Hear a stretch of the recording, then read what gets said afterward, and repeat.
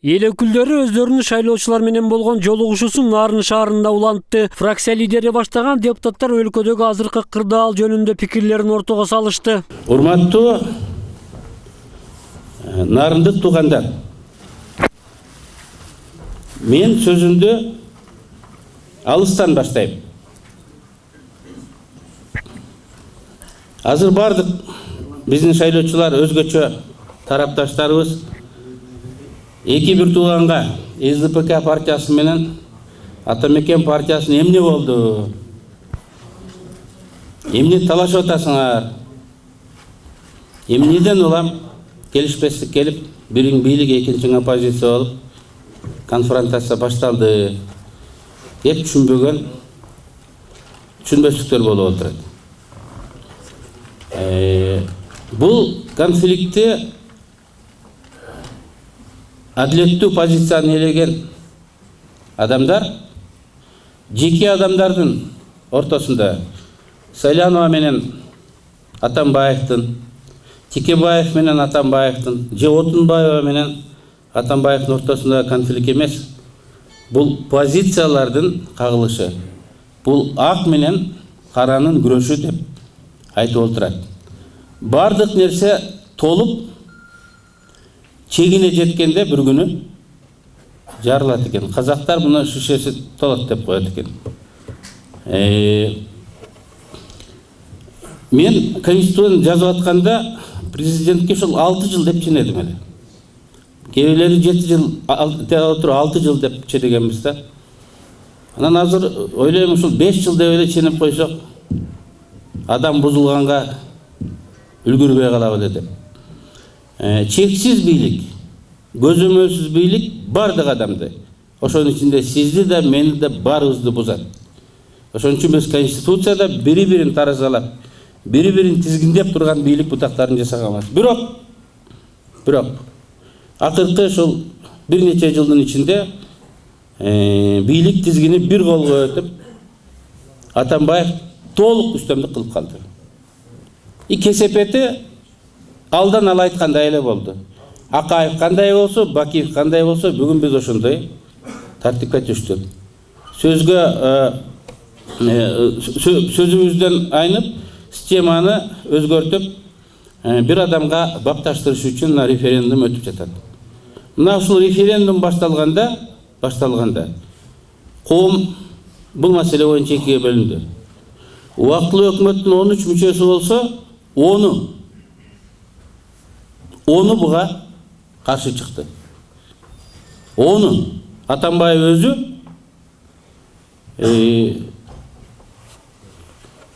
Сарыхко биз тарапта бирок кол койбогону менен Иса Омуркулов экөө эле калды. Иса деле ошол СДПКдан депутат болуп, фракциянын лидери болбосо, ал деле бизге кошулуп кетет эле деп ишенем да. Анткени Атамбаев ушул жылдын мартында Темир Сарыевди кызматтан кетирип, Сооронбай Жээнбековду алып кетип атканда фракциянын лидерлерине конституция өзгөрбөйт. Бул жакшы конституция. Мен конституцияны өзгөртпөй кеткен президент болуп тарыхта калышым керек деп ушул жылдын мартында эле айткан. Бирок тилекке каршы президент сөзүнөн кайтты. Эми мен башка жагынан айтайын. Жакында эки элдин баатыры, биз сыймыктанып жүргөн аксакалдар Бексултан Жакиев менен Миталип Мамытов, нейрохирург, атагы чыккан, колу чебер. КТРдан чыгып, балким көргөнүңөр бардыр, мени сындады. Кыскасы адам эмес дегендей кылып айтты дейт, мен өзүм көргөн жокмун. Максат эмне үчүн? Мен алардын каарына калдым. Мен мындай дедим. Быйыл 31 августта Кыргыз Республикасынын 25 жылдыгы болду. Чейрек кылым. Ошол жерде президент журт атасы, лидер, мамлекет башчысы катары сүйлөп, 25 жылдык тарыхыбызды карап, андан ары 2000 жылдык тарыхыбызга карап баа берип, эмнелерге жетишкендигибизди баса белгилеш керек эле. Алдыбызда кандай кыйынчылык турат? Аны кантип жеңип өтөбүз? Жолду көргөзүп, элди шыктандырып, дем бердирип, бириктириш керек эле. накта кол баш көтөрүп алдыга сүрөйт да. Анын ордуна биздин өткөн тарыхыбызды шыбадыр. Эгер биздин тарыхыбызда баатырыбыз, героюбуз жок болсо, биз ойлоп табышыбыз керек. Адамдар таяна турган, ишене турган баатыры жок коом, мамлекет түзө албайт. Жок болсо эпос кылып, жомок болсо дагы ойлоп табат. Биз өзүбүздүн 25 жылдык тарыхыбызда, акыркы 70 жылдык тарыхыбызда баатыр инсандарды президент айтыш керек эле. Ошонун ичинде Усубалиевдин да фамилиясы болуш керек эле. 25 жылда Кыргызстан кылган жетекчилердин бири Масалиевдин да өз орду бар эле. Ушул заманды мамлекетти куруп, мынакей гербти бердилип турат. Желекти алып, кийиминди алып, мамлекетти түзгөн, жаман болсо да качып кетсе дагы Акаевдин да жакшы жактарын айтыш керек эле. Бакиевдин дагы жок болсо дагы бир жакшы жерин айтып, анан эң негизгиси Орта Азия эмес, КМШ өлкөлөрүнүн алкагында жок биринчи лидер аял президент Роза Отунбаеванын Кыргызстандын тарыхына сиңирген эмгегин айтыш керек эле. Эркектер, мына мен айтып атам, биз жалтактап качып турганда Роза өзү чыгып, мен жоопкерчиликти алам деди. Силер бириң президент болосун, бириң премьер болосун, дагы саясатта 15-20 жыл жүрсөм деген ниетиңер бар. Силер элден коркуп тайсалдап турасыңар. Мына мен күйсөм күйөйүн, жок болсом жок болоюн, жоопкерчиликти мен алам деп чыгарды. Ошондо да ишенбей биз Конституцияга жазып койдук.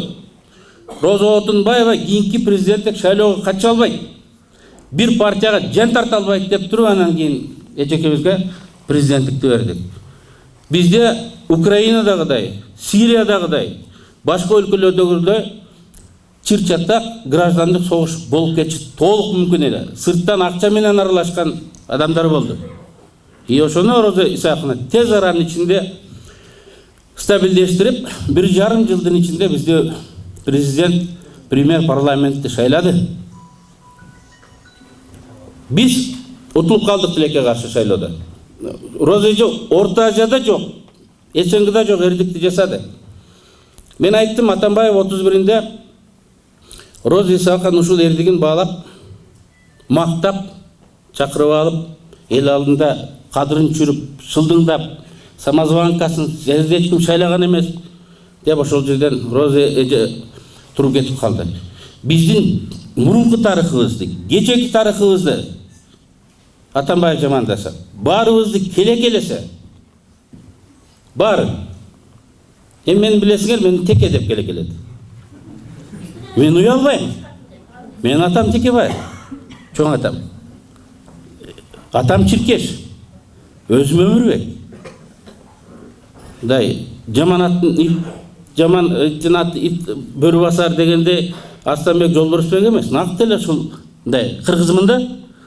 Анан ал мени келе-келеген жок. Ал кыргызды келе-келеди. Кыргыздын маданиятын, тарыхын келе-келеди. Тешебай, Балтабай, Сасыкбай, Козубай, Текебай деп кыргыз ошондой ат коет. Эгер бир кыргыз мамлекетин курабыз десек, тарыхыбызды, тарыхы маданиятыбыз, алардын биздин аты жердин атында, адамдардын атында чагылдырган. Биздин кагаз жүзүндө жазган булактарыбыз болгону менен тоолордун, жерлердин, адамдардын аттарында алар бары турат. Анан мен ошол жерден Роза Исаковнага Атамбаев жигит болсо, Роза Исаковнаны премьер-министр кылды эле. Мандатты Роза Исаковна мен айтпай жүрөт элем. Өмүрбек, сен өзүң эле премьер болуп албаптырсың да, анан президент болот элең деп айтат да. Роза Исаковна мандатты мага бербей койду. Биринчи Атамбаевка берди, жан тартып. Ал түзө албай койду. Экинчи Бабановго берди. Бизге берген жок. Бабановго шарт менен берди. Атамбаевди премьер кыласың. Өзүң ага биринчи орун басар болосуң. Атамбаевди 1 жылдан кийин президент кылгандан кийин сен премьер болосуң деген шарт менен мандатты Бабановго берди. Мага берген жок. Мага берсе мен деле сүйлөшүп алмакмын. үкелерім менен деле башкалары менен делечи. Мен капа болгон жокмун. Биз тескерисинче Роза Исакановну колдоп жүрөбүз. Дагы да колдойбуз. Ошол даражага жеткерген эжени, аял кишини, ошол жерден жаманатты кылып сындады.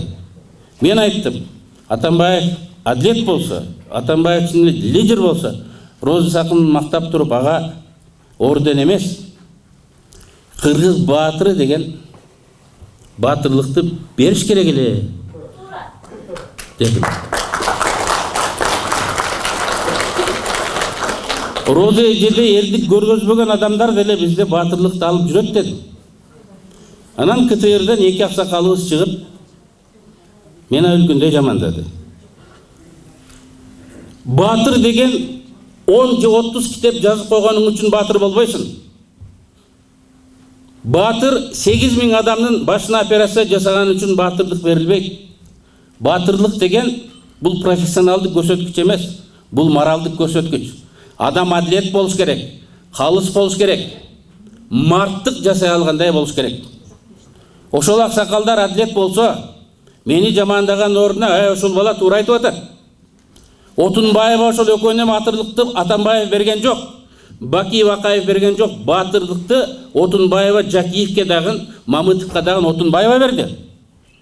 Жок дегенде ошого ыраазы болуп, Роза Отунбаевага сындаганы туура эмес болду деп баатыр болсо колдоп коет эле го.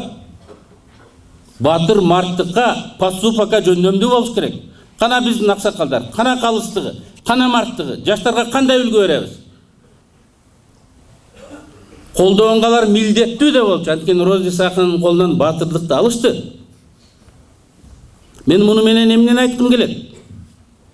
Кыйын кезде Роза Исакановдун юбкасынын артында жашырынып, анын колунан премьерликти, президенттикти алып, анан эшеги суудан өткөндөн кийин өзүнүн жанында жүргөндөрдүн баарын жоготуп, Кыргызстанды сактап калган баатыр мына менмин деп өзүнүн баатыр жасагысы келип атат.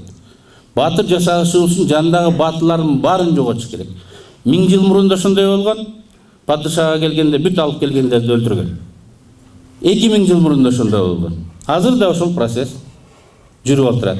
Атамбаев деп президент кылып сайладык. Бирок конституция боюнча бийлиги жок эле, билесиңер. Бийлик жок да. Анан 2 жыл анын бийлигин чыңдоого кетти. Мен жашырбайм, мен да колдоп жүрдүм. Колдоп жүрүшүн эмне алып? Келди, бекитти, кетирдик. Дарылдап алып баш бербей ушу турду эле. Бабановду кетирдик. Ошентип Атамбаевдин бийлигин күчөшүнө мен түздөн-түз салымым бар. Менин гана эмес, дагы бир азамат кызыбыздын Айда Салянованын да салымы бар. Коррупционерлердин баары министр болобу, губернатор болобу, депутат болобу, алардын баарын куугунтуктап түрмөгө отургузду. Атамбаевдин авторитети чоңойду. Ага каяш айткандарын саны азайды. Акыркы 2 жылда каяш айтып көз көтөргөн адам жок болуп калды. Анан мен кыйын экенмин деп ишенди. Айда Салянова Бакиевдин өзүн, үкасын, 2 баласын, жээндерин, бөлөлөрүн баарын отургузду. Үй мүлкүн конфискация кылып мамлекетке алды. Кыйынмын деген, жөн эмес, кыйынмын деген бай олигархтарды кландын лидерлерин отургузду. Атамбаевдин бийлигинин бекемделишине, анын жеке авторитетин өсүшүнө эбегеси чоң салым кошту. Роза Отунбаева да эле Салянованы ал өмүр бою мактап, жаштарга үлгү кылып айтып, өтүш керек эле эреже боюнча. Жок, эмне кылды? Салянованы азыр ууру кылып атат. Салянованы Бакиевдердин досу кылып атат. Лицензия берди, тигинде Максим менен сүйлөштү деп айтып отурат. Кыйын кезде ушу 2 аялдын юбкасына жашырынып, ошолордун шарапаты менен, колдоосу менен ушундай бийик даражага жетип, анан өзүнүн иши бүтүп калгандан кийин жалгыз баатыр болуш үчүн өзүнүн алып келген досторун, аялдарды өзгөчө мындай шылдыңдап кордогон, бул бастық, мұны жөнөкөй қарапайым жигит дагы мындай ишке барбайт. Роза Исахановна өшөткөндөн кийин биз убактылуу өкмөттүн мүчөлөрү каршы сөз айттык. Аида Саляновага тийишип адилетсиз иш кылып аткандан кийин бүтүндөй коомчулук, демократиялык күчтөр Атамбаевка мындай каяш айтып чыгышты.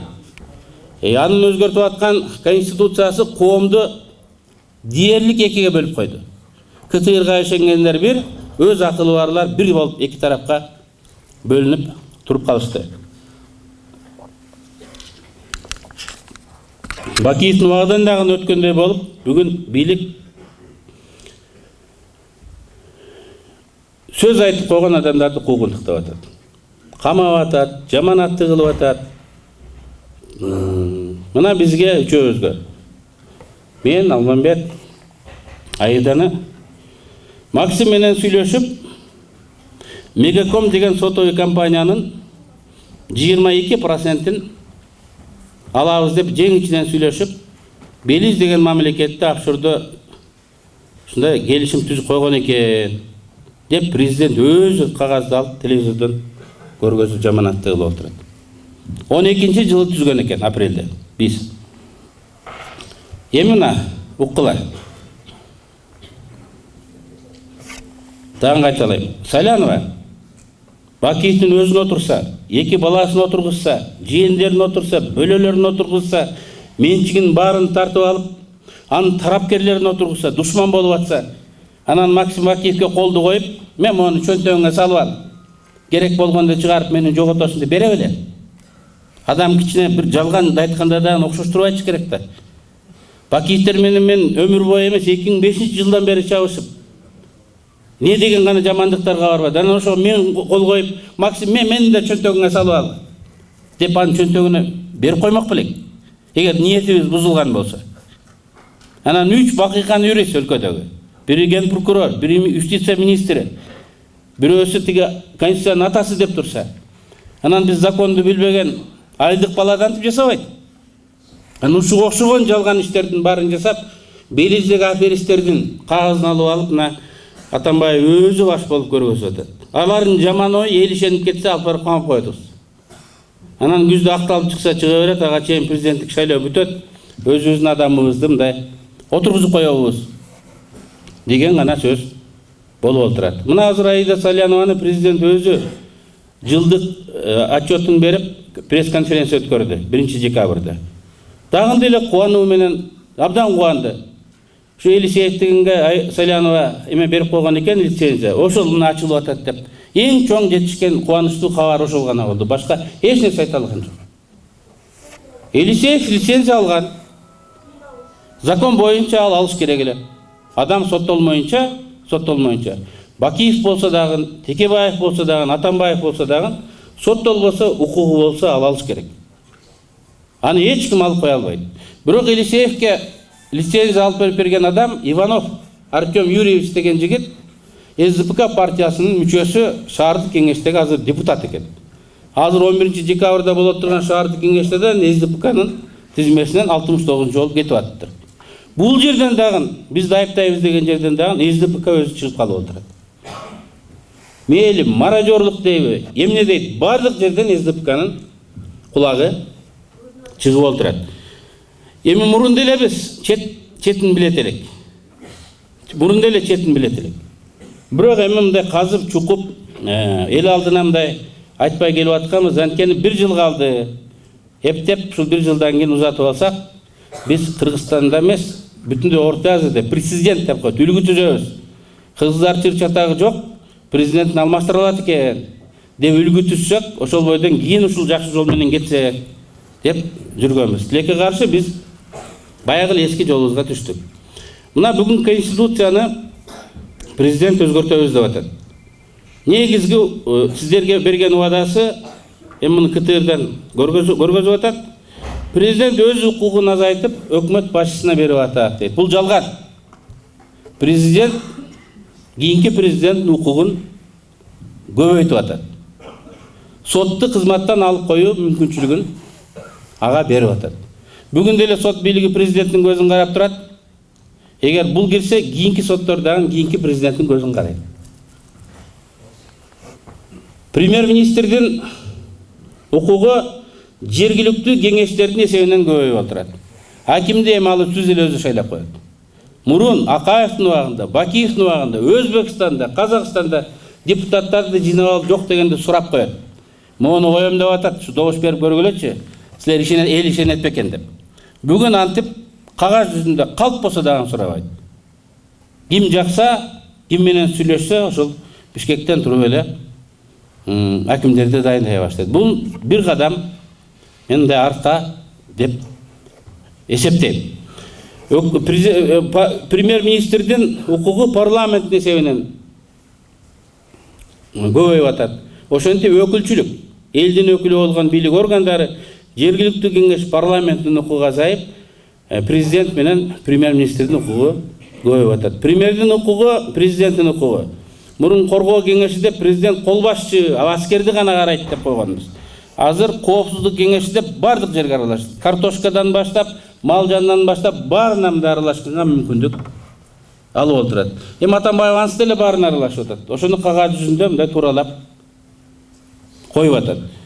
Президент коргоо министри менен ГКНБнын жетекчисин бүгүн деле өзү коет. Бирок бүгүн премьер-министрдин сунушу менен президент алып койгонго милдеттүү.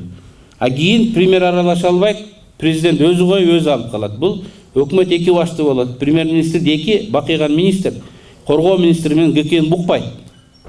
Андай өкмөт паралич болот, ичинде конфликт болот. Турган кырдаалга алып кетип атат деп биз айтып атабыз.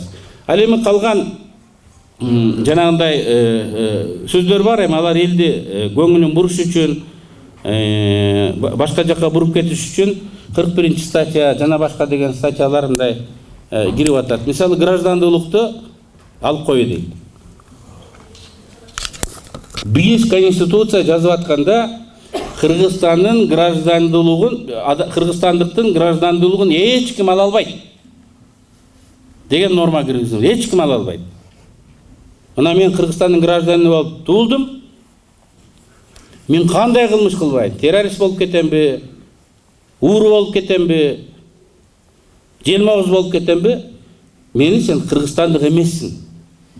Кыргызстандын граждандыгын алам деп айта албайт. Мен анткени ата бабам ушул жерде болду. Өзүм ушул жерде болдум. Балдарым ушул жерде болот. Менен башка жактык боло албайм. Биз айтып атабыз. Муну кыргыз деп, Кыргызстандын гражданин деп 20 жылга кес. Кыргыз деп туруп ошол жерден атып жибер.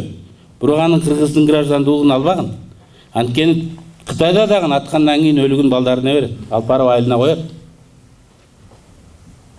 Граждандуулукту алып коюу бул саясий куугунтуктууга алып келет. Граждандуулугун алып койсо, ал айылдык кеңешке де депутат боло албай калат, президентке да кое албай калат. Бүткүл дүйнөдө авторитеттик өлкөлөрдө авторитеттүү ушундай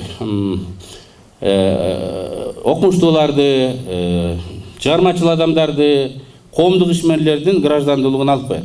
Өзүң жүрө бер дейт, жүрө бересиз, бирок мамлекеттик кызматка кире албайсыз, шайлана албайсыз, добуш бере албайсыз.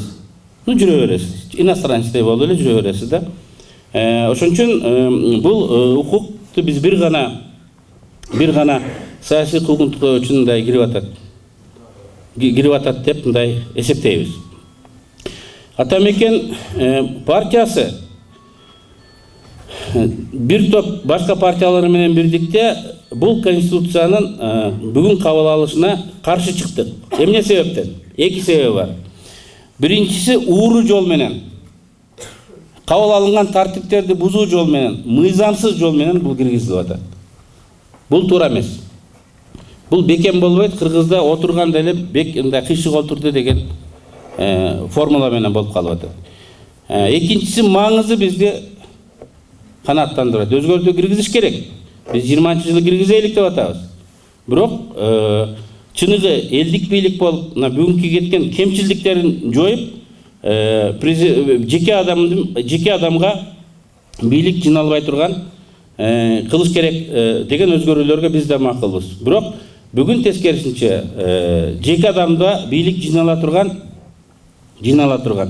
эч кандай кызматта жок туруп эле үйдө жатып алып мамлекетти башкара турган нормалар кирип атат. Башкарса болобу? Атамбаев эртең кызматтан кетет. Кантип ал башкарат? Болобу, көңүр болбойт деп ал кызматтан кетет деп атасыңар. Эмне Максим Бакиевдин кызматы бар беле? Майра Макаеванын, Жадил Тогунбаевдин кызматы бар беле? Кызматы жок, Конституцияда жок эле укуктарды пайдаланып жүргөн. Азыр Польшада Качинский деген лидери бар. Президент эмес, премьер эмес, партиянын башчысы. Бирок өлкөнү партиянын башчысы болуп башкарып турат. Убагында Брежнев башкарган, убагында Сталин башкарган. Азыр Кытайда компартиянын лидерлери башкарат. Бийлиги жок, бирок башкарат. Биз дагы мына ошол жака кетип отурабыз. СДПК партиясы менен доспуз, бир тууганбыз, чогуу жүргөнбүз, араңарда да отурган болуш керек. Бирок карапайым СДПКлар партиянын четтеп калды. Партиянын жетекчилигине Акаев, Бакиев менен жүргөн адамдар киришти. Фарид Ниязов, Сапар Исаков, жана башкалар. Карапайым четте калды. СДПК фракциясы захват болду. Ал бирөөлөр башкалар ээлеп алды. Рейдерлик жол менен. Бүгүн мына ошол партия өз үстөмдүгүн жүргүзүш үчүн бардык жерге президент өзү койгондорунда да, парламент койгон адамдар да ушул президенттин айлана чөйрөсүндөгү эң ишенген адамдар болуп отурат. Жеке мамилелер менен кызматка коюп, жеке мамилелер аркылуу мамлекет деген аракет болуп жатат. Биз Атамекен партиясы буга каршыбыз.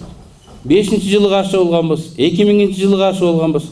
10-жылы ушуну келтирбейлик деп жаңы конституцияга боло алганбыз. Бүгүн тескерисинче биз 10-жылдан алыстап алдыга кеткендин ордуна кайра акыркы 2 жылда мен жана айткандай 10-жылга келип калдык. 10-жылкыдан башка туура эмес деп айтсаңар, мага мындай суроо абагында айткыла. Андай туура эмес, жалган айтып атасың деп. Мен 1-2 мисал келтирейин. Конституция боюнча социалдык экономикалык программалар өкмөт сунуштайт, парламент бекитет. Өкмөт аны аткарат. Эң чоң биздин программабыз бар. 2000-жылы мен закон киргизгем. Кабыл алынган. Транскыргыздык темир жол. Торугарттан өтүп, Нарынды аралап, Жалалабадтан чыгып Өзбекстанга өтүп кетти.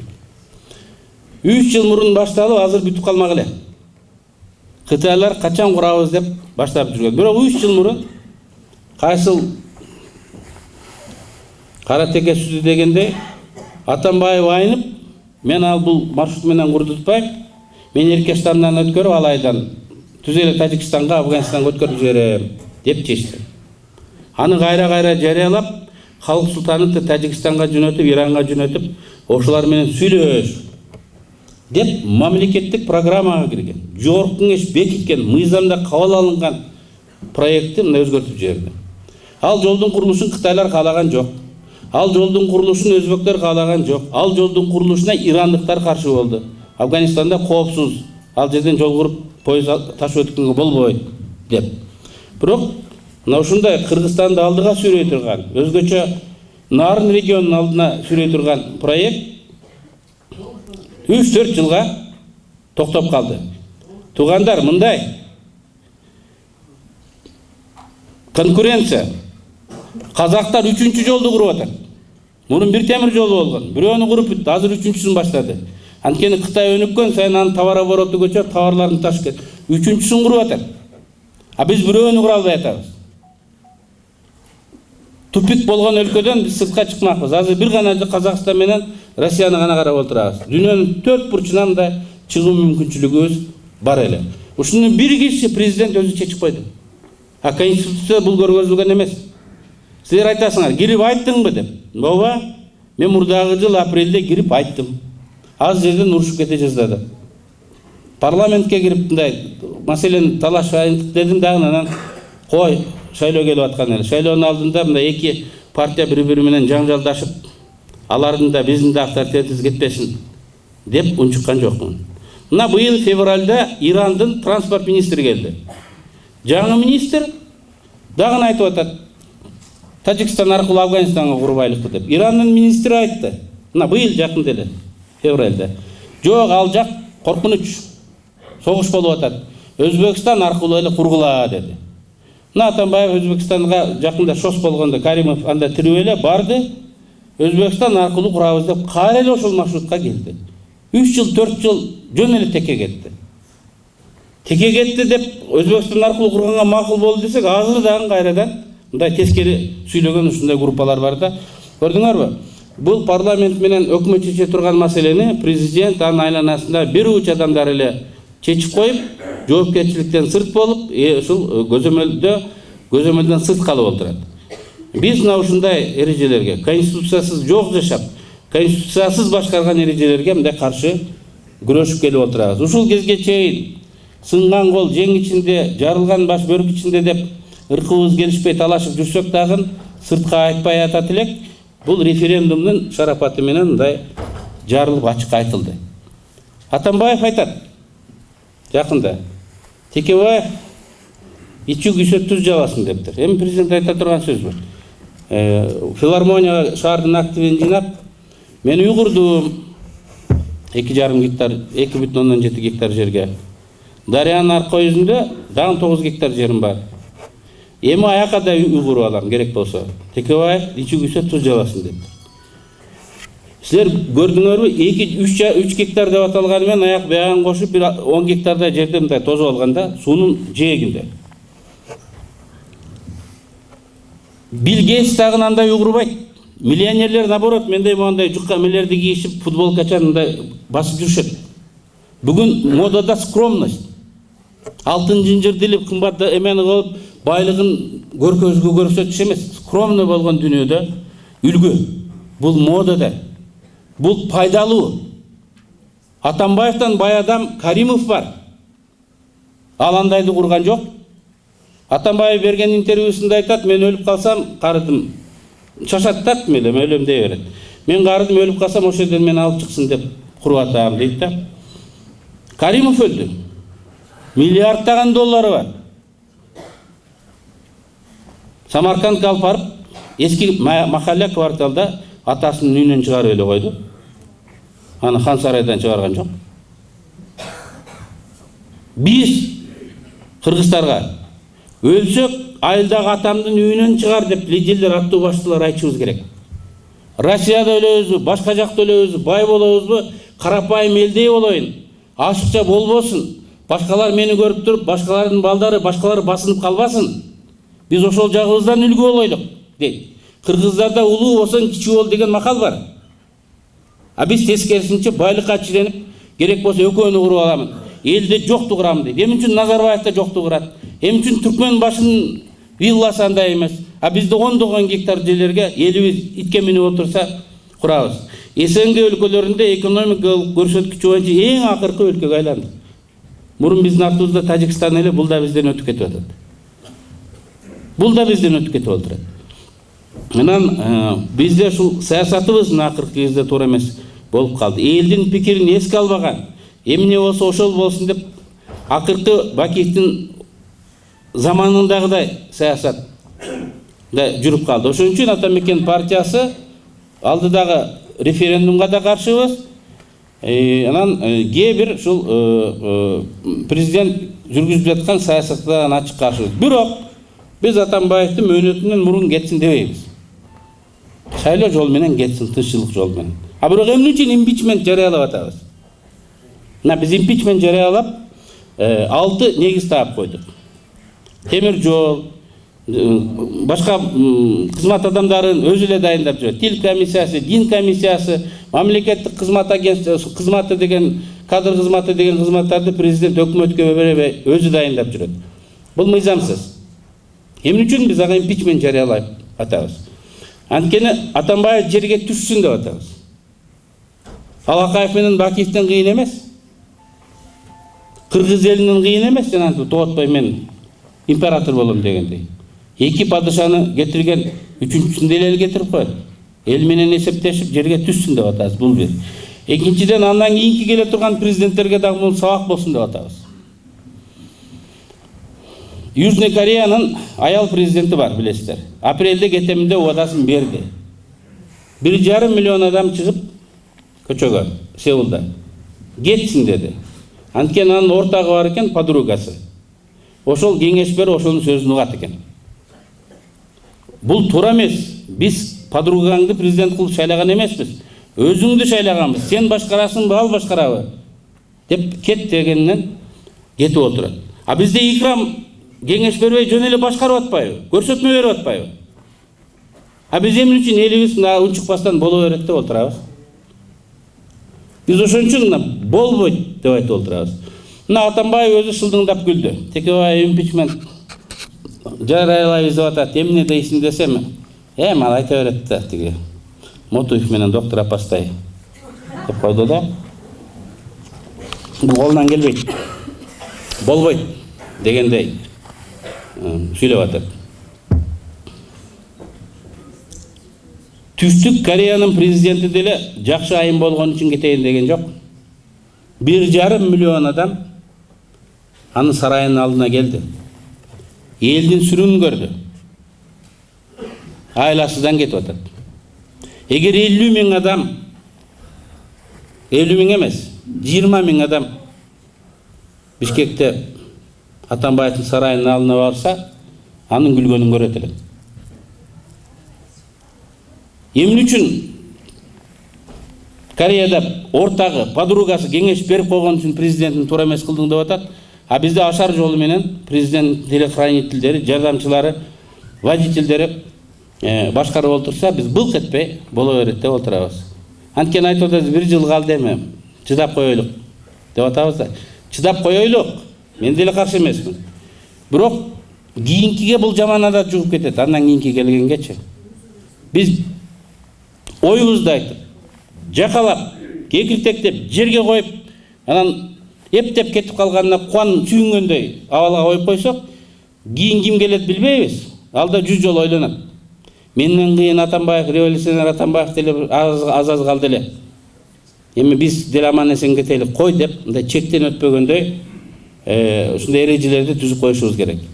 Эми конституция боюнча 2 ооз сөз. Мен Венецияда бир чоң комиссия бар, Венецианский комиссия деген. Европадагы эң чоң юристтердин катышат. Ошолар ар дайым айтат, конституция абдан маанилүү документ, бирок ал жетишсиз. Конституция өзүнөн аз иштебейт. Жакшы конституция жазып койсоң эле заман өзгөрбөйт. Эң негизгиси адамдардын саясий маданияты, менталитети. Эгер бул жериңден өзгөртпөсөң, ал конституция иштебейт, жазылып эле тура берет. Бул эшиктен чык десе, биз бул эшиктен чыга беребиз да. Кыскараак депчи. Топурак. Бул жакты өзгөртүш керек. Ушул жерден чыгыш керек деп кечеке туруп чыгыш керек. Адамдын менталитети, бул саясий маданият. Саясий маданият качан калыптанат? Лидерлер үлгү бериш керек. Мен жана айткандай президент түзүш керек. Баатырларыбыз туура сүйлөп президент бериш керек. Баатыр деген, калыс деген аксакалдарыбыз бийликтин сөзүн сүйлөп, жана антип айтып аткан болсо жаштар каяка барат? Анан эң негизгиси президент үлгү. Чабышта, күрөштө калыптанат. Эгерде мен 1 жыл мурун келип айтсам, башкача кабыл алмаксыңар. Биз азыр айтсак, силер эле эмес, бүткүл Кыргызстанда башкача кабыл алат. Анткени ушул үчөөбүздү жоготобуз деп атат. Керек болсо өлтүрүп коюш керек деп аткандар. Камайбыз деп ачык айтып, президент күнүгө айдактап, телевидениянын алдында айдактап, журналисттердин алдында айдактап, табылат, тап, аз калды деп издеп атат. Адам башын тобокелге салып коюп, коргогон чындык бул башка. Чай ичип, дасторкондо отуруп, акылдуусуну айтып койгон чындык башка. Анын баркы болбойт. Биз президент түзөбүз дегенде тобокелге барабыз. 5-жылы кандай тобокелге барсак, 10-жылы кандай тобокелге барсак, бүгүн да ошондой тобокелге барабыз. Тобокелге силердин мал мүлкүңөрдү, өмүрүңөрдү эмес, өзүбүздүн тагдырыбызды коюп барабыз деп каршы чыгып отурабыз. Күч тең эмес. Атамбаев тарапта бүт бийлик, бүт байлык. Биз тарапта мына 3 адам, анан анча-мынча тиги анча-мынча мындай байестер бар. Бирок биз ишенебиз, чындык биз тарапта. Эл бүгүн көзү жетпеген менен эртең бир күнү көзү жетет. Баары ой. Баары ой. Анан бүгүн Нарында жолугушууга келдик. Анткени сиздер Алмамбеттин Айданын шайлоочусусуңар. Сиздердин депутаттар булар. Сиздер сыймыктана тургандай чоң эрдик иштерди жасап атат. Бул эрдик иштер легенда болуп, сөз болуп, муундан муунга кала турган иш деп мен мындай ишеничтүү айта алам. ушундай адамдар болгон, ушундай болгон депчи.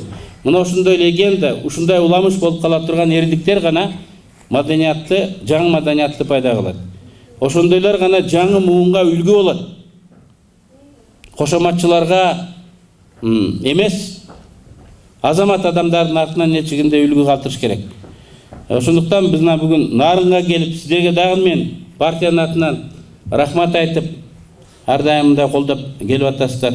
Анан эң негизгиси силер шайлап берген депутаттар кандай иш кылып аткандыгын, алар менен силер бүткүл кыргызстандыктар сыймыктан колдоп аткандыгын айтып коеюн деп мен бүгүн келип отурам. Кечип коесуздар. Негизгисин айтпай калдым. Эми биздин партия оппозицияга өткөндөн кийин баягы 10-жылдан кийин топурап эшикте очередь күтүп бизге адам келе албай калат, мага кире албай калат. Карапайым адамдар, Кенжехандар элесип дагы. Адам көп эле. Азыр дагы эле баягы эски адамдар калды. Байлар, бийлиги барлар жок. Издеп таппайсың. Анча-мынча батырлары бар, но негизинен жок да. Анан ушундай шартта 2010-жылга чейин, 5-жылга чейин келе шартта биздин партия жер-жерлерде биздин жаштар, биздин активисттер шайлоого катышып отурат. Анан Ерлан баштаган биздин азаматтарыбыз дагы Нарында шайлоого катышып отурат. Но административдик, финансылык ресурстары жок.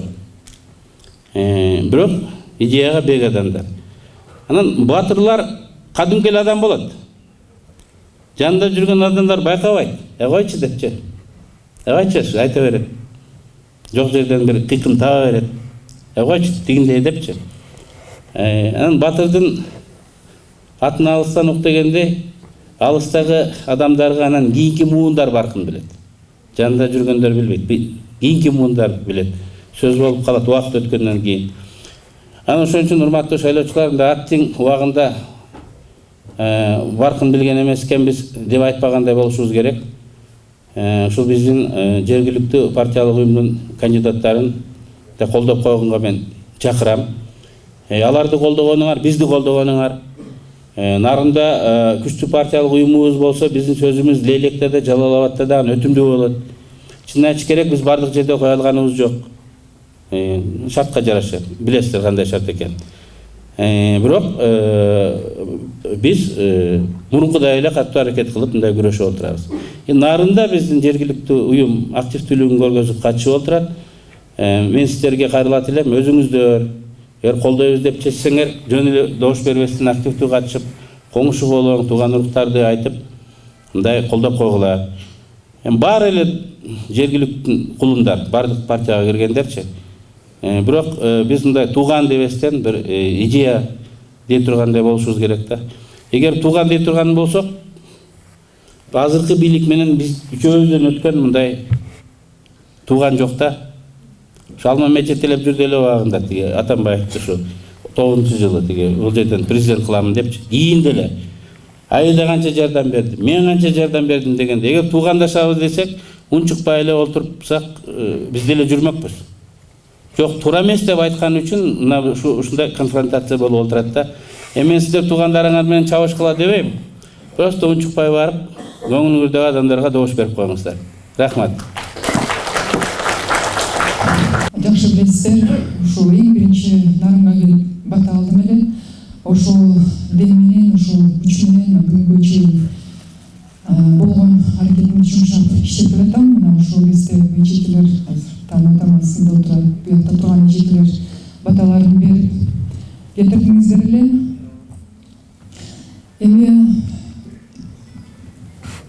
баарыбыз түшүнүп атабыз бүгүн негизи кандай себеп менен, эмне ойлор менен келди. Бул акыркы бүгүнкү күнү түзүлүп калган кырдаал, саясий коомдук кырдаалдан улам келип, кээ бир жагдайларда түшүндүрүп, анан ошо шайлоонун референдум алдында дагы сиздер менен бир пикир алмашып алсакпы деп келип калдык.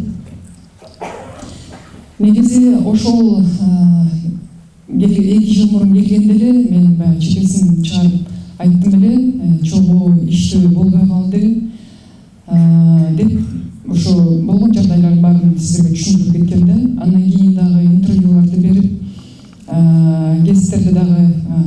келдим.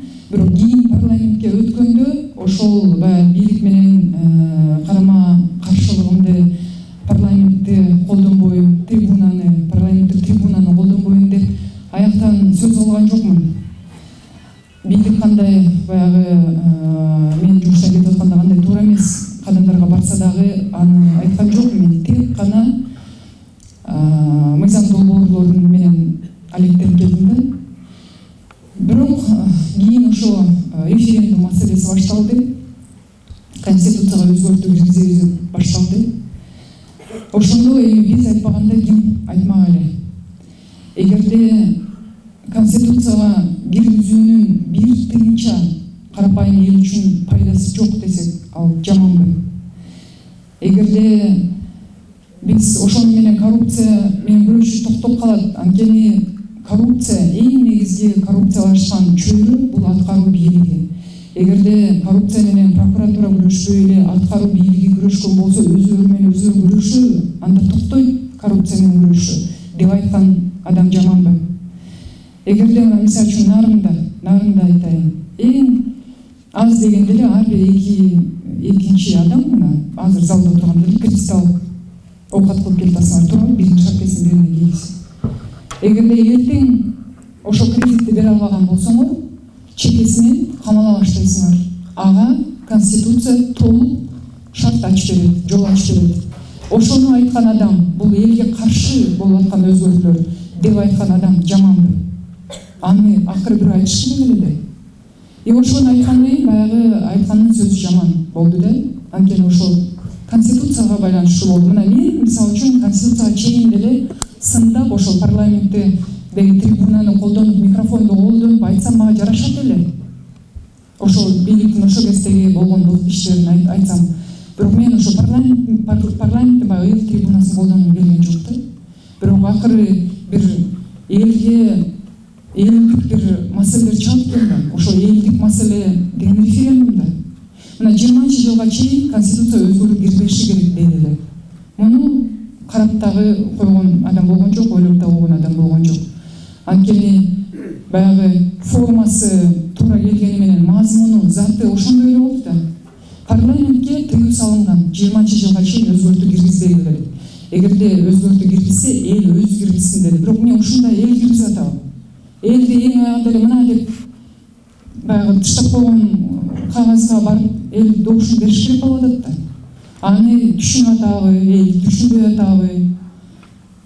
Эртең кайра ошол элге кандай таасир этет ал? Аны мисалы үчүн бир араңыздарда кээ бириңиздер эле жакшы кабардар болбосоңуздар көбүңүздөр билбейсиздер да, анткени убакыт да берилген жок да. Жетиштүү. Эми ошону парламентте отуруп ошол силердин баягы налогдон алынып аткан айлык акыны алып отуруп бир акташыбыз керек эле да, айтышыбыз керек эле да. Кийин өкүнүп каптеп калбагандай, бул кийин балдарыбызга баягы карай турган, жаштарга карай турган жүзү жарык болуш керек эле да.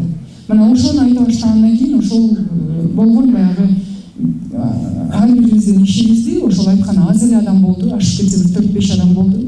Ошо 4-5 адамдын ар бир баягы баскан ага чейин баскан кадамын микроскоп менен карай баштады да. Болбогон жерден эми Белизгеевке көп токтолбой эле коеюн. Аягында алып барып мени Елисеевке чаптады да. Елисеевди мага чаптады десем туурабы?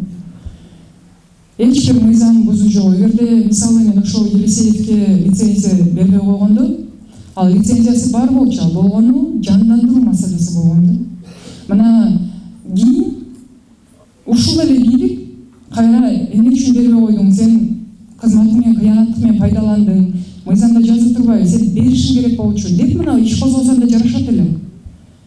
А бирок эгерде соттун өкүмү күнөөлүү деген соттун чечими чыкпаса, ага мемлекеттүү болушум керек, милдеттүү болчумун берүүгө. Эми ошол баягы жумуртадан кыр издеп, эптеп бир нерсе табыш керек болуп, ошону азыр байма-бай улам КТРКдан көргөзүп атат да. Тилекке каршы эми акырындык менен көбөйүп келатат деп ойлойм. Нарында деле баягы интернетти караган адамдар баягы кээ бир үйлөрдө санарип деле коюп сентябрда угуп калды. Кээ бир адамдарга чындык жетип атат. Бирок көбүңүздөр бүгүн КТРКны карап отурасыздар да. А КТРКда жалаң жамандаган эле иш да. Жалаң ошо бизди мокочу көргөзүп, бизди ууру көргөзүп, ушундай ситуация болуп атат да. Мына кумтоо деп киргизип койду да мисалы ушул конституцияга, бирок анда баарын жоопко тарткылап, жоопко тартыш керек да десек, жок. Мурунку соттун чечими кимге чыгып калган болсо аларды тартпайбыз дейт, башкаларын тартабыз дейт. Башкалары ким экени белгисиз. Негизги фигуранттар жоопко тартылган, бирок алар сот аркылуу бошогондо мен биз айтып атабыз, анда ошолордон тартып башташ керек. Ошондо анан акыйкат болот. Жок дейт, аны башкача жазып койду да. Ушул сыяктуу нормалар бар, а негизги себеп конституцияга киргизип аткан негизги себеп бул бийлигинин себеби. Бийлик. 9-нчу жолу киргизилип атат конституция өзгөрүүлөр. 9-нчу жолу. Бирок ошондон биз мисалы үчүн башка өлкөлөрдү карасак, биз аз мөөнөттүн ичинде көп өзгөртүүлөрдү киргиздик, биз рекордсменбиз. Ошондон биз жакшыраак жашай баштадыкпы? Элибиз оңолдубу? Өлкөбүз өнүктүбү? Андай болгон жок да. Демек кеп конституцияда эмес да. Биз ар бирибиздин өлкө башчысынан баштап карапайым адамдарга чейин ар бирибиздин пээрибизде, ниетибизде болуп атпайбы? Реформага болгон умтулуубузда болуп атпайбы? Бүгүн болсо мына 9-нчу жолу кайра эле баягы бийлик маселеси чечилип атат да. Мен жана Елисеев жөнүндө айтканда да бир нерсени толуктап кетким келип атат да. 10-нчу жылы прокуратурага Юстиция министрлиги жооп берген экен. Ошондо эле прокуратурадан бир суроо талап түшүп, анан Юстиция министрлиги 10-нчу жылы жооп берген экен. Анда эч кандай бүгүнкү конфронтация жок, саясат жок. Жөн эле болгон баягы мыйзамга ылайык деп Юстиция министрлиги жооп берген экен да. Эч бир мыйзамдын нормасы бузулган жок. Бул беришибиз керек болчу, и биз бергенбиз деп жооп берген да. Мындан 6 жыл мурун. Аны бийлик жашнакай эле түшүнүп, туура турбайбы деп кабыл алган да. Бул маселе 12-нчи жылы көтөрүлгөн, 13-нчү жылда көтөрүлгөн. Анткени мен баягы министрлерди, депутаттарды жоопко тарта баштаганда, ошолор дагы ар бир ишинен кыйкым тапканга аракет кылган да. Ошондо алар да улам көтөрүп аткан ушул Елисеевдин лицензиясынчы. Анда дагы бийлик мыйзамдуу деп унчуккан эмес, баасын берген эмес. А бүгүн эмне үчүн бул маселе чыгып атат? Уже ар бириңиздер өзүңүздөрдүн багыңыздарды берсеңиздер болот. Эми мен кыскача бүгүнкү жасалып жаткан жумуштар жөнүндө айтып кетким келет. Анткени мындай баягы коомдук болгон күнү дагы жумушубуз токтогон жок.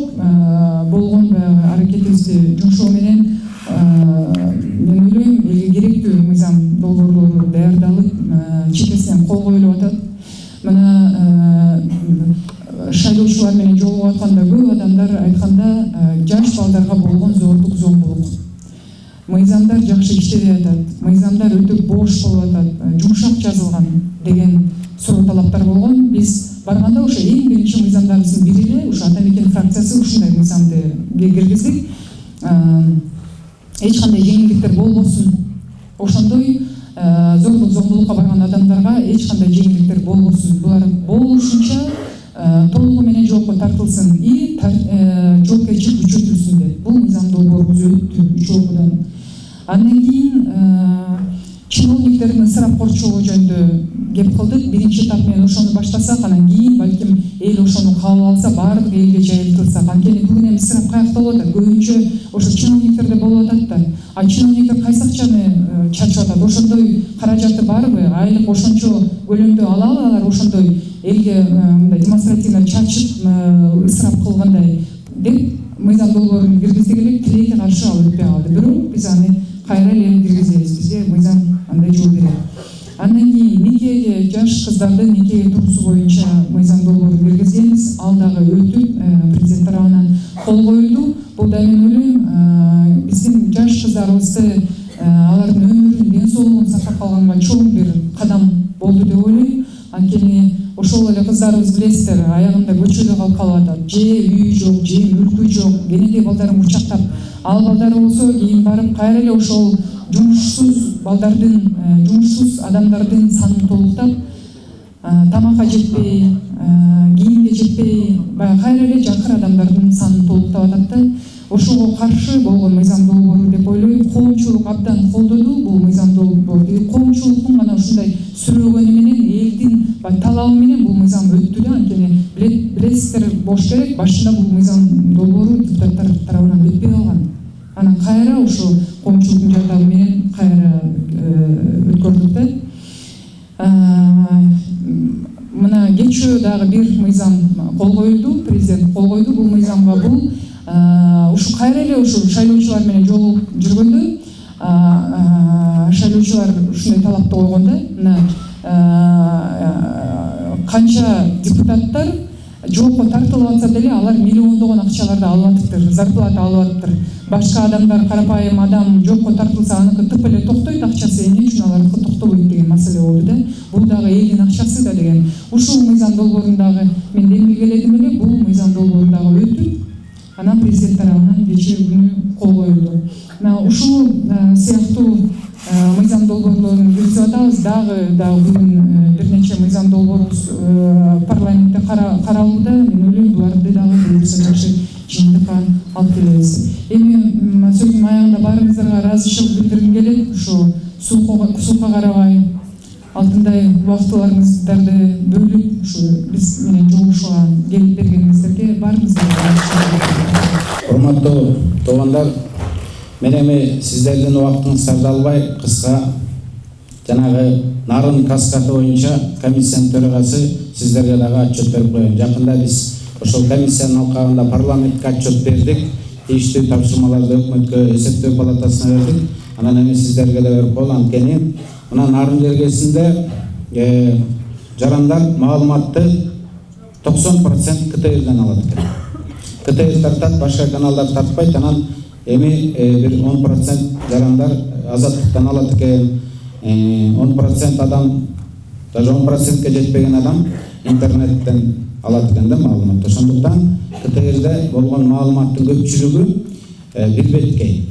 Анан эгерде чынында эле коомдо кандай окуялар болуп атканы, кайсы жактыкы туура, кайсы жактыкы туура эмес, эл калыс, эл өзү чечип алат. Ошондуктан таза маалыматты, объективдүү маалыматты алабыз десеңер, көбүнчөсү ушул азыр бейтарап бул азаттык эле. Акаевдин убагында да азаттык болгон, кийин да азаттык болгон, азыр деле азаттык үн алгысы бейтарап баягы эч жакка тартпаган калыстык өзүнүн бир маалыматын берет. Ал эми эл кыраак, эл өзү чечип алат. Кимдики туура, ким туура эмес, ошондуктан ар дайым эл чечип келген. Эми жанагы урматтуу мекендештер, жанагы нарын каскад боюнча. Нарын каскад боюнча Россия, Кыргыз тарап биргелешип нарын каскадын курабыз деп ар бир жана 4 ГЭС курулмак, 4 каскад. Ар бири 237 мегаваттан. Ага жалпы жонунан 750 миллион доллар акча каралган. Ага Кыргыз тарап, Россия тарап, Русгидро экөө биргелешип, бияктан биргелешкен акционердик коом куруп, ошол акционердик коом жана 750 миллион долларга ушул нарын каскадты курулмак. Өзүңүздөр билесиздер, жана ар кандай экономикалык кризистерге байланыштуу Россия тарап акчаны бербегендиктен биз ушул парламенттен аны денонсация кылып жокко чыгардык. Ал эми ошол эки тараптуу келишимдин 14-чү беренеси деп коет, 14-чү беренесинин талаптарына ылайык, эгерде эки тараптын кимдир бирөө тарабынан денонсация, бул ошол келишимди бузуу тартиби бузулса, анда ошол кетирилген чыгымды бузган тарап бир тыйынга чейин төлөп берет деген келишим бар. Ошол келишим негизинде Россия тарап азыр күнүгө бизден 37 миллион долларды талап кылып сурап жатат. Ал эми мына эки нарын жакта, Калинин жакта баарыңыздар билесиздер, сүрөттөн көрдүңүздөр, телевизордон көрдүңүздөр, кээрлер ошол жерден ары бери каттап көрөсүңөр. Ошол жер 37 миллион турабы, же турбайбы, жаша чаап кеттиби деп биз ошону текшерип, депутаттык комиссия түзүп 6 ай иштедик. Жалпы жонунан караганда ал жерде эмне бар? Статистиканы айталы. Ал жерде 7000 квадратный метрден турган жатакана бар. Ал жатакана контейнерден салынган. Ал жана 20 тонна контейнердин ортосуна алып, баарыңыздар билесиздер, контейнерден жана уйгуруп түшпөйбү? Ошентип терезе эшик жасап, ичин дыйыспы менен обшивать этип, пол жасап, свет өткөрүп, айтор жашаганга мүмкүнчүлүк кылып жасашат. ошол жерге жалпы жонунан 7000 квадратный метрден ар бир квадратный метрине 1300ден айланыптыр. Биздин комиссия муга 3 эсе кымбат кеткен деп жыйынтык чыгардык. Анткени мына строительдер, ушул жерде мына сиздер билесиздер, андай контейнер менен курулган жатакана болобу, үй болобу 200 квадратный метрден ашпайт. Бул 1 квадратный метр деген бир шаг тияка, бир шаг бияка да. Анан ушул 200 макул 300 деп коелу. Бирок ал жерде 1300 көрдүңүздөр, 3 эсе кымбат. Контейнерлер түзүлгөн. Жанагы бир мен баягы силер түшүнүш үчүн жөнөкөйлөтүп айтып атам. Бир эле мисал Татан базарында жана обогреватель деп турбайбы тетигинде. Ошолор 4000, 5000, кечиресиздер 7000, а тиги жерде 32000 сомдон документтештирип киргизилген. Бул ошол жатакана боюнча гана. 7 километр жол салынган. Ал жолду эксперттер, жол салып жүргөндөр, жолчулар айтып атат, бул кеткен акчага бул жерге заманбап жанагындай асфальт жол түшмөк деп. А жерде болсо топурак төшөп, шебен төшөптүр бульдозер менен түзөп койгон. Келишимдер шарты боюнча ал жерде ошол жергиликтүү тургундар жана служба безопасностька, ошол жерде иштеген кара жумушка жергиликтүү элдер тартылмак, бирок ал келишим аткарылган эмес. Биз комиссиянын жыйынтыгынан чыккан материалдарды айтып атабыз. $1 миллион ошол водоотвод деп коет экен, көпүрө салыш үчүн өзүнчө бир арык жасаш керек экен да. Ошол боюнча Кыргыз ГП темир жолу ишканасы тендер тутуп алып 59 миллион сом алыптыр. Агерсе курс доллар где-то 47 болчу, 59 миллион сом бул $1 миллион ашык. Ага утуп алган мамлекеттик ишкана 59 миллион сомду биринчи алган. А биз келип комиссия бүт депутаттар, журналисттер камерага тартып акча кетиптир. А водоотводкана дегенде главный инженери, орун басары эч ким көрсөтө албайт. Айтып эми көрсөткүлүчү, мына бул жер, ушул жерде казып жасашкан жок. Демек алдын ала акча алган, жасалган эмес. Айтор ушундай жана кран, дробилка, шебен жасай турган заводдордун баардыгы, завод деп жана Кытайдан алып келип атты, ошолор дагы 3-4 эсе кымбат приход болгон. Анан эң негизгиси бир мындай да, мына акча Россия тарап берди. Аны иштете турган совместный предприятие. Бирок ортодон дагы компания чыгат. Ал компанияны биз көпкө чейин изилдесек, көрсө ал Русгидронун эле бир дочерний компаниясы экен, АОС деген. Алар келет дагы биз силердин главный подрядчик болобуз деп $147 миллион. Бул $4,5 миллион алып, анан кийин Россия тарап муну билип калат да, алар дагы текшерген да, укук коргоо органдары келип текшерген. Алар айткан, ошо дело. Бул силер өзүңөр иштей турган, өзүңөр ким подрядчик силерге эмне керек дегенде, ошондо алар качында кетип калышкан, бирок $147 миллион сомду алып кетишкен. Айтор, урматтуу жерлештер, мына $37 миллион ошо кездеги сомго которгондо 2,5 миллиард сом болду. 2,5 миллиард сомдун наркы, буюму, оокаты туруш керек эле да. Азыр жок. Анан келишим болгондон кийин азыр ар кандай мага комиссиянын төрагасы катары ар кандай суроо берет. Эми биз төлөйбүзбү, эмнеге төлөбөйбүз деп кое албайбыз, анте албайбыз. Келишим болгондон кийин биз төлөөгө милдеттүүбүз жана элдин эсебинен ошол акча төлөнөт. Айла жок. Анан суротулат. А ким жети булар? Бул акча кайда? Себеп болот да, каякта эле? Ал совместный предприятияны Россия тараптан 5 киши, Кыргызстан тараптан 5 киши паритетный деп теңметеп киришкен экен. Халтурин деген эң башындагысы ошо Россия тарап. Бирок анын биринчи орун басары Кыргызстан тарап болгон. Ошо Кыргызстан тарабы улуттук коопсуздук кызматына докладной записка жазыптыр. Жанагы контейнерлер кымбат болуп атат, эл көрүп турат да, туура эмес болуп атат деп. Улуттук коопсуздук кызматы ал катты администрация президентке жөнөтүптүр. Эми өзү келет, арыз келгенде жөнөтүптүр.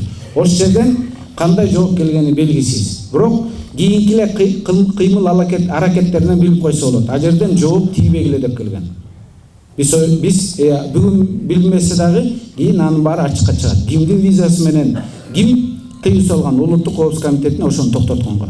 Алар далаш эткен, ушундай сигнал келди, 3 эсе 4 эсе акчаны ушу мындай килиттетип аралап алып кетип атышты, токтотолу деп. Администрация президентиден ошол иш кайра токтоп калган. Мына бүгүн биз ошол жерге келип, куйрук ошол жерден үзүлдү да. Анткени комиссияга дагы жооп бербейт аталар. Жооп бербей койду. Бир киши качып жоголду. Россия тараптагы директору дайын менен жок. Ал эми Росгидронун эң анабашы Дот камалды, аны билесиңер. Аны Россия тарап камады. Ошол камагандардын арасында ушул жердеги да махинациялар тергөө амалдарынан улам чыгат деген ойдобуз. Ошондуктан урматтуу теңир тоолуктар нарын каскады боюнча жалпы комиссиянын жыйынтыгы ушундай. Анан биз кандай чечим кабыл алдык? Биз ошол эсептөө палатасы текшербей атканда, эсептөө палатасы текшербей атканда да мандем бар. Биз айттык, эмне үчүн эсептөө палатасы муну текшербейсиңер? Анткени мына иш козгош үчүн комиссиянын жыйынтыгы аздык кылат. Иш козгош үчүн эсептөө комиссиянын заключениясы керек. Эсептөө комиссиясына эмне үчүн эсептөө палатасына текшербейсиңерби? Ушул ийне жибине чейин чыгарса болот. Муну эмнеге текшербейсиңер десе, биздин мыйзамда биз текшере турганга мүмкүнчүлүгү жок экен. Анткени эсептөө палатасы жөнүндө мыйзамда эгерде мамлекеттин үлүшү 50%тен ашса гана текшерет экенбиз, 50 болгондо текшере албайт экенбиз деп. Бирок бир оговоркасы бар, за исключением поручения жогорку кеңеште деп турат. Ошондуктан биз комиссия алып чыгып парламенттеги депутаттарды көндүрүп, азыр эсептөө палатасына парламенттин поручениясын токтом менен бердик. Эсептегиле деп. Эми эсептөө палатасы айла жок текшерүүгө милдеттүү. Текшерип жаап койсо өздөрү кийин жооп берет. Ошондуктан алар текшерип муну ачыкка чыгарууга баягы милдеттүү да. Жанагы 1300 доллардан айланган контейнерди андай эмес деп эсептөө палатасы айта албайт да. Ал эми эсептөө палатасы жанагында корутунду бергенден кийин ал генералдык прокуратурага юридикалык, укуктук баа берилсин деген дагы токтомду биз ошо жакында жогорку кеңеш тарабынан кабыл алдык. Жалпы жөнүнөн ушундай, урматтуу туугандар. Ал эми калган маселелер боюнча Нурбек Ишкешевич, Аида Жеңишбековна айтты. Аида Жеңишбековнан дагы бир мыйзамы жакында кол коюлду. Ушу мен ойлодум эле президент жеке пикиринен Аида Жеңишбековнага болгон баягы жеке мамилесине кол койбой отурду. Бирок айла жок факты турганда айла жок кол койду. Жана нике, эрте нике боюнча. Азыркы статистика боюнча канча деген кыздардын багына балта чабылып, жаш кезинен ушала качып кетип, 16-15 жашында нике кыйып, аларда кийин ажырашып, ошо статистика боюнча зордук, зомбулук деген ушул да. Азыркы мыйзамдар боюнча эми муга тыюу буйруса салынды. Муга азыр жанагы ар кандай пикирлер айтылып жүрбөйбү? Анын баары суу кечпейт. Анткени ошол эле диндегилер, ошол муфтияттын лидерлери, авторитеттер деле алар макул деп атат. Туура, бул адилеттүү алар деле айтпайт. Адилетсиз деле антип жок, туура эмес дей берсин. Ошондуктан бул мыйзамдарга кол коюлганы бул да биздин бир жеңишибиз деп эсептейм. Анан эми урматтуу теңир тоолуктар, урматтуу жердештер, мына биз көп жерде ушу жолугушуу өткөргөндө, мына билесиздер, түптө жумуртка менен чапкылап, таласка барганда, Роза Сакылдан ошо кара бурадан таласкан жумуртка менен чабышкан. Эми аларда кийин аларда да күнөө жок деп баягы чабышкан. Анткени аларды да бирөөлөр барып кыйнаган. Ошо кездеги Ак Жол, андан мурунку Алга Кыргызстан, ошол схема дайым иштейт. Дайыма эски адаттын карматы эле ушинтебиз, анан минтебиз деп.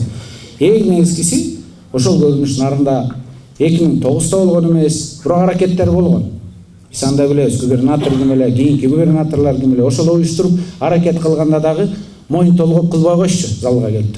Жак, мен эмнесе койчукмун депчи. Ошондуктан мына биздин бир мактана турганыбыз ушул адилеттүүлүк.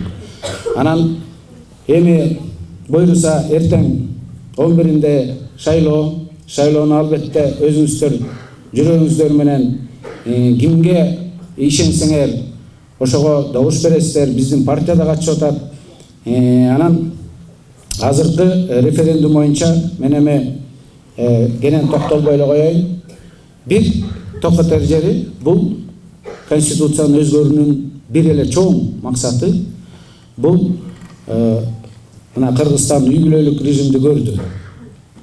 Андан кийинкиси Алакаевдики болчу. Андан кийинкиси Бакиев заманында клан. Жалаң бир туугандар, Максимдин достору ушул жерге чейин келишпеди беле. Анан азыркы бул конституциянын эң негизги максаты партийный диктатура. Баягы СДПКдан орун табылбай калат. СДПКдагы орнун опуза биз ушул парламенттен СДПКнын мурунку эски көздөрүн айтып атабыз. Силерге бул пайда алып келбейт. Как партия катары пайда алып келбейт. Болгон элге жаман көрсөтөт. Эл каргайт силерди. СДПК бир мокочого айланат. Алга Кыргызстан ак жолдо эле аттары жакшы адамдар жүргөн эле партия болчу. Болгону бир бийликти мыкчы алган үчүн эле эл жаман көрбөдү беле. Силер да ошого кейипке кейип каласыңар. Эмне кыласыңар? Андан көрө калыс болуп, ортодогу бир партия болбойсуңар. Бийликтин баары мыкчы алганда эле жыргап кетесиңер. Өзүңөр эле ушул бумерангдай болуп кесепетти, жаман кесепетти тиет. Эл каргайт, жаман көрөт силерди. Интрига күчөйт. А силерге орун калбай калат ал жерде. Башкалар эптүүлөр илинип кетет ал жерге. Ошондуктан мунун баягы СДПКны түптөгөн партиисттерге мунун кереги жок. Ошондуктан дагы бир жолу сиздерге таазим, рахмат. Анан эми суроо жооп кетели. Милдетпо боюнча акция өлкөдө 7%, бирөөдө 8%. Каяктан алган келдиңиз деп нете кызык атышты. Ушуга жооп бериңиз. Бакиевдин убагында мен Польшага учуп кетип атканда Бакиевдин иниси генерал Жаныш Бакиев милицияны ГКНБнын аэропорттун жетекчилигин пайдаланып менин багажнигиме 1,5 килограмм героин салышкан. Матрешкага салып. Польшадан мени кармап ошол жактан камаш керек эле. Бирок Польшада сот мени актап чыгарып жиберишти. Азыр укпула кантип актаган. Фраера губит жадность деген фраза барго. Ошолар маган накта героин салбастан противомалярийный, противочумный порошок окшогон. Героинге аралаштырып туруп, чоңураак болсун деп салган экен. Анан Польшанын судьясы мага мынтип айтты кийин, чечим кабыл алгандан кийин. Эгер сиз накта героин эмес, аралашты алып келип Польшанын мафиясына ошол героинди берсеңиз, сизди ошол жерде атып өлтүрмөк дейт, алдамчы деп. Логикасын ойлоп атат да. Анан бирок сиз ушинтип таможниктерди алдап өтүп, анан Польшадан келип аны мындай ажыратам десеңиз, мындай болгон порошок аралашып кетет да. Анын үчүн сиздин өзүңүздүн лабораторияңыз болуш керек дейт. Лабораториядан чыгарганда 600 граммдын 100 граммы героин болуп чыгат. А Польшада героин эмес, кокаин пайдаланышат. Сиз аны дискотекада туруп өзүңүз чөнтөктөн алып мындай сатсаңыз дагы дейт, $2,5 пайда көрөт экенсиз. Сиздей адам дейт, спикер, 4 жолу депутат болгон, $2,5 адам эме үчүн тиги доллар үчүн да башын тобокелге байлабайт. Логикаларга айтып атат да. Мына ушуга окшогон мындай аларда сот ушундай экен да. Анан ушинтип келип баарын коюп келип, анан кийин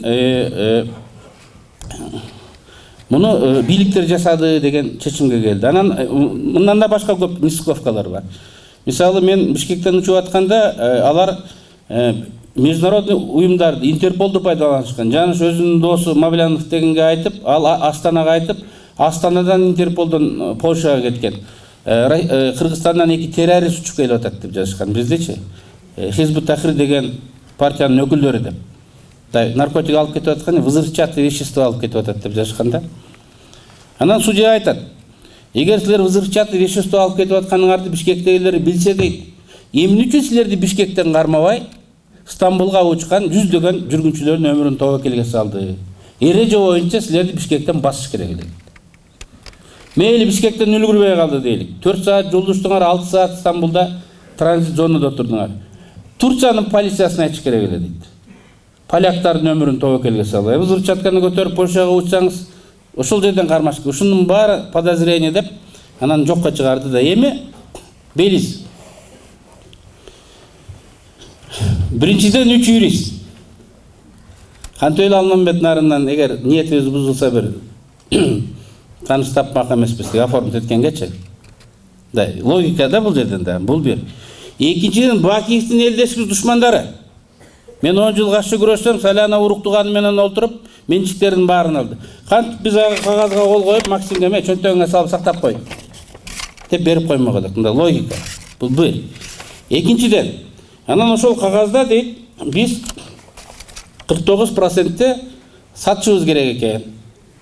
Биз үчөөбүз. Мамлекеттен чечим чыгартат деп. Эгер биз 49% мамлекеттин акчасын сатсак, Максим Бакиевке тиешелүү 51% адалданып, Максимдин чөнтөгүндө калмак эле деп жазып отурат. Анан биз далилдедик. Биз тескерисинче үчөөбүз 49% саткандан мурун 51% мамлекетке 100% алыш керек деп айтып жүргөндүгүбүз протоколдордо, гезиттерде, бардык жерлерде бар экен. А 49%-ти 11-жылы 15 апрелде сатыш керек деп тескерисинче Атамбаев өзү кол коюп, өкмөттүн токтомун жогорку кеңешке алып келген экен. Майт сатабыз деген Атамбаев турбайбы? Биз эмес. Атамбаев Путинге барып жолукканда 51%-ти Россиялык Рейман деген олигархтын фирмасынын аты эмне эле Алмамбет? Пенвел деген фирмага беремин деп убада берип келген экен. Аны Фарид Ниязов бул жерге келгенде пресс-конференция берип, биз Пенвелга беребиз дедик. Налогун төлөп турса болду, орустуку, башканыкы биз үчүн баары бир деп айтты деп Фарид өзү пресс-конференция берген экен. Эми баарын 51%-дагы, 49%-дагы содалап жүргөн Атамбаев болсо кантип бизге жармашат бул жала? 51%-ын Атамбаев мен Кыргызстанга алып келдим дейт. Ал Россияга берем деп жүргөн тескерисинче. 51%-ын Аида Салянова 12-жылдан баштап соттошуп, 13-жылдын декабрында сот аркылуу Кыргызстанга алып берди да. Атамбаев алып берген жок. Аида Салянова алып берди. Мен айтып атпайм, эки аялдын этегине жармашып, иш бүткөндөн кийин да батыр болом дегендер чыгат да. Батыр болсоң Путинге сатпаймын, биз алышыбыз керек деп айтпайбы? Батыр болсоң жогорку кеңешке 49% сатып жибербей, 100%-ын алып туруп басын чыгарып сатайлык деп айтпайбы? Анан биз албетте Польшанын сотуна барганыбыз жок. Берде сот башка, берде КТР бар. Каратып туруп эле жөн эле мага 25 миллион доллар, 50 миллион долларды бөлүп чөнтөгүбүзгө салып койду да. Анан могул жерде катта келип атат деги. Эч кимге ишенбейбиз, кийин жашайбыз деги бу жанагы акчадан бөлүшпөйсүзбү депчи. Бир топ адамдар мындай ишенген адамдар дагы болуп отурат да. Эми бул куру жала, жалган нерсе. Мен эми ала келсем болмок экен, тиги андай кагаздарды 10 000 долларга ошол жердеги аферисттер жасап жөнөтүп жибере берет экен. Биз адвокат алдык үчөөбүз. Адвокаттан биринчи кат келди. Жана Авелон деп Атамбаев айтып аткан фирма аферист фирма экен. Аферист фирма деп жазылган. Сайтка бул фирма менен иштебегиле, бул алдамчы деп жазылып турат бүгүнкү күнгө чейин. Жок, Атамбаевтар ошол фирма менен иштеп, 14-жылы жабылып калган фирмадан 16-жылы 21 октябрда жана кагазды алып келип атат. 2 жыл мурун жабылган фирма кантип быйыл тирилип, ал андайды бериш керек. Мына ошол каттан бизге убакыт 2,5 убакыт керек экен. Анткени запрос жазып адвокат. Анан Белизде 22 декабрдан 15 январга чейин эч ким иштебейт экен, эме Рождество болуп. Анан ошентип биз бүт кагазды февралда алабыз. Эми февралга чейин Атамбаевдин тактикасы балта көтөрүлгөнчө дөңгөчөй салат деген тактика менен иштеп атат. Жаманатты кылып койду, КТРден айтты, өзү айтты. Эми актанып барган жерде мындай суроо берсе ушинтип мындай жүрө бермей дейт. Калктын казаны кайнабайт дейт. Бул да тез убакыттын ичинде жана матрешка кейттей болуп эле бул да президенттин жалганчылыгы чыгат. Бирок президент жакында өзүнөн алыстатып Абдил Сегизбаевга жүктөп койду. Эгер жалган болсо Абдил кызматтан кетет деди. Но кызматтан кетип гана калбаш керек, Жаныш Бакиевте болуп соттолуш керек. Жаныш Бакиев матрешка кейт үчүн соттолуп кетти. Эгер Абдил да соттолсо, кийинки жетекчилерге бул сабак болот. Баары бир президенттер кетет экен, жооп бере турган биз экенбиз. Бөрк ал десе баш албай, мындай жүрүшүбүз керек экен деп мындай сабак болуш керек. Экинчиси, мен жана унутуп калыптырмын. Могул эле кагазда айтып атат да, биз эч кимге ишенбейбиз дейт. Өнөчкө жапа болбоң, сизге да ишенбейбиз. Башкасына да эч кимге ишенбейбиз деп жазып атат да. Бул жердеги жазып атат. Пол жуганга уборщик болуп дагы жумушка кире албайбыз дейт. Жаш балдар жазып атат да. Эч мындай перспектива жок дейт. Эгер иштебей жүрсөк, пенсияга кандай чыгабыз? Пенсиябызды жарыбагандай болуп, пенсионер болгондо да жарыбайт экенбиз деп жазып атат, бирок бечара баары бир эле айланып келип сизден суранабыз. Эми бара турган башка эч ким жок да. Бийликке Бишкекке айта барсаңыз деп могул жерде мындай жазып атат да. Анан мен сөзсүз түрдө муну биздин партиянын программасына тиркейп, бийликке кайра айтабыз.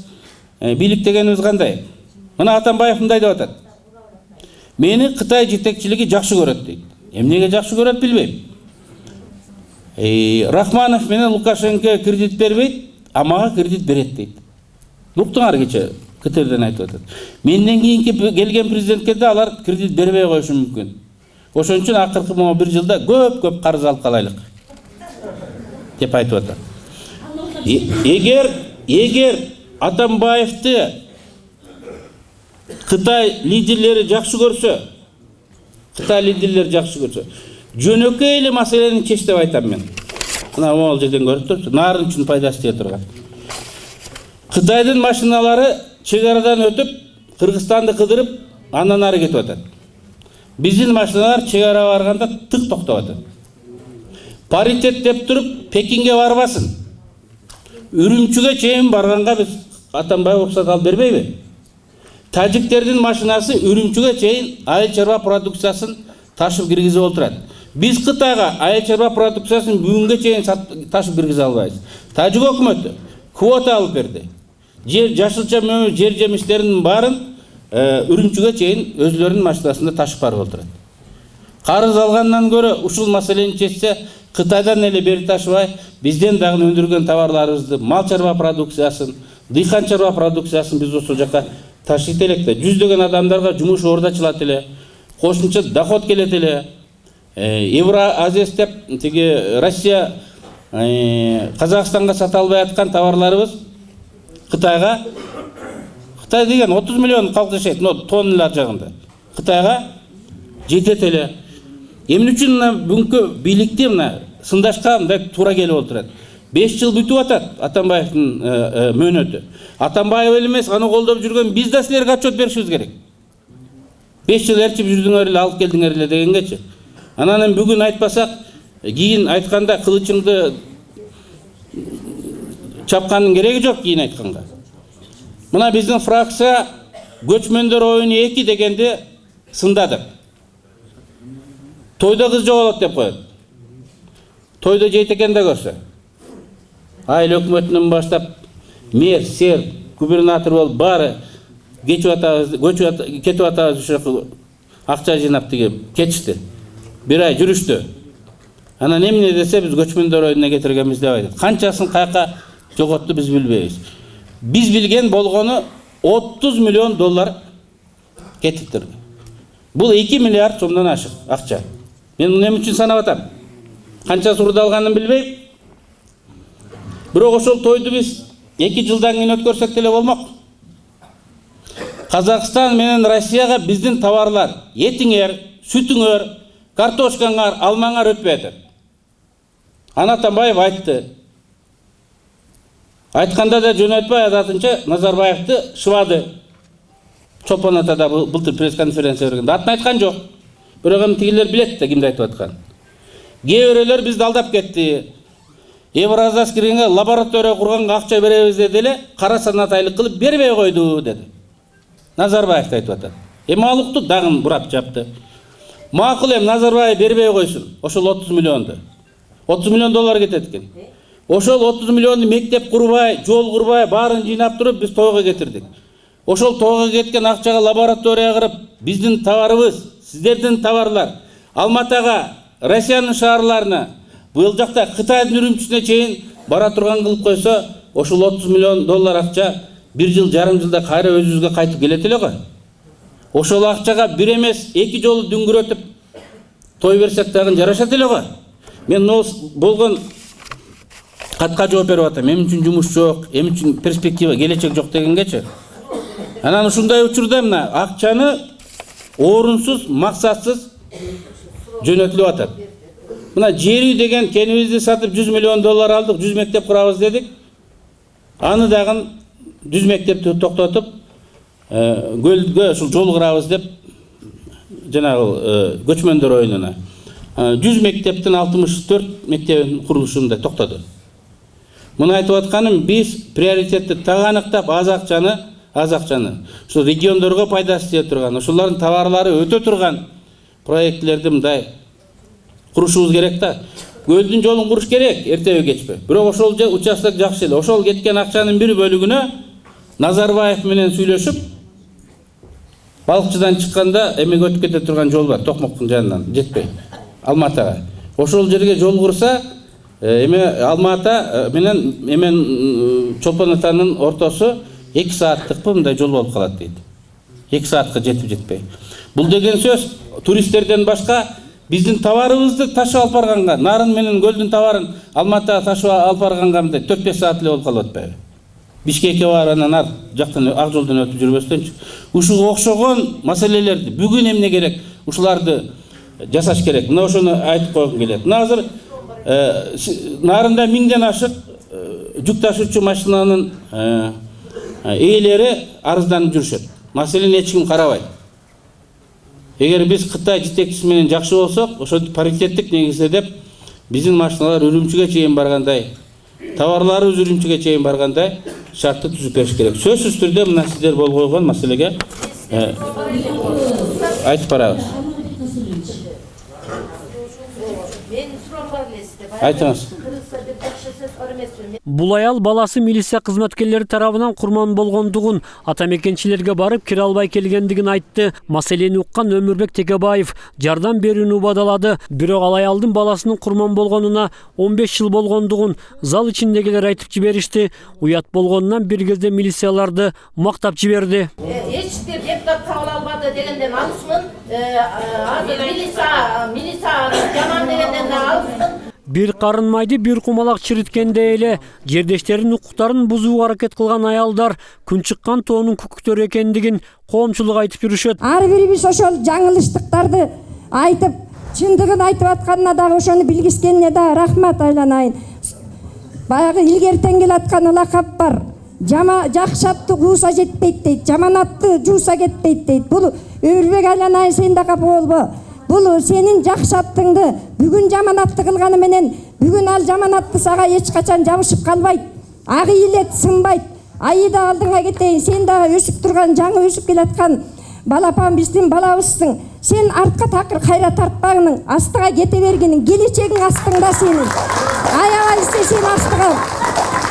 Сенин өзүңдүн өнүп өсө турган кызсың. Эми ушул өзүң ошол жерде парламентте отурганда Бакыт Төрөбаев суроо берди. Жанагы финанс министринен сурап атат. Ушул тиги бюджет боюнча сурап отуруп, кредитти эсептеп, мына 2017-жылы Кытайга биз канча миллиард сом төлөйт экенбиз. Аны ойлонгон жок да бул азыр биздин тиги чоңдорубуз. Мына ошол 2 миллиард сомду деген баары кетет, эл төлөйт да, биз төлөйбүз да деп Бакыт Төрөбаев ошону кайра какшап атып, азыр Бакыт Төрөбаев дагы четтеп калды мынакей Атамбаевтан. Буга такыр капа болбогунуң, суу кетет да сайгалат, биз өзүбүз ушу жерде калабыз, көтөрүмдүү болгула. Бүгүн тиги Текебаев жаман көрүнүп, Атамекен партиясы жаман көрүнүп, ушу бойдон жаман болуп калбайт. Акыры чындык жеңет, чын каякта болбосун жеңет, баарыбыз ийгилик. Рахмат апа.